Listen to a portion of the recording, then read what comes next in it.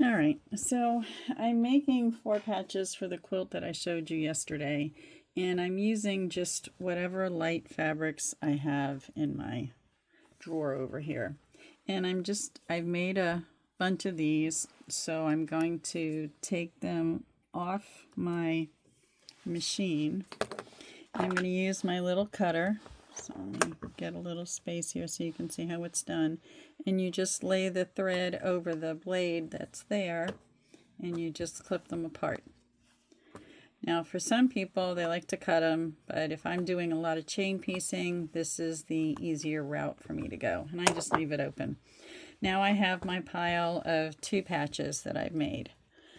I'm of the mind that it really doesn't matter to me what color goes with what, so I'm going to finger press it to the dark side, and then I'm just going to match them so that they meet in the middle and start sewing.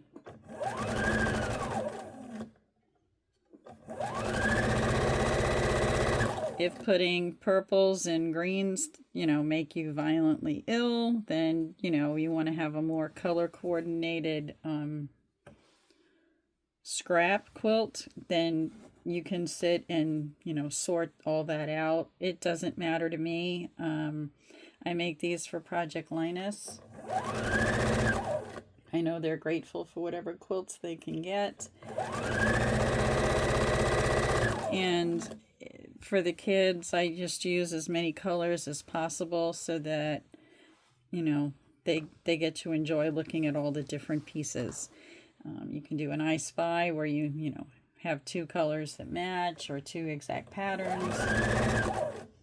I just have a ton of fabric that I need to get rid of, and this is the way I do it. I think I counted earlier today, and I need like 36 or 34 4 patches. I think that's what I counted. I have to do it again. So I'm doing them in sections so that I don't overdo. I have an extra one here, so I'm going to pull this one off, and then I'm going to use my cutter, and I'll cut the 3 that I made, and then here's another one. I do a quick finger press. If you want to press them, you can. I just think it's easier this way, and I have less chance of anything stretching. Not that it's going to stretch on a straight edge, but I have a heavy hand with the iron, so it's easier for me to just do this. Okay, so I'm just going to keep going. I have my pile here. I have to stop and go count and do some math.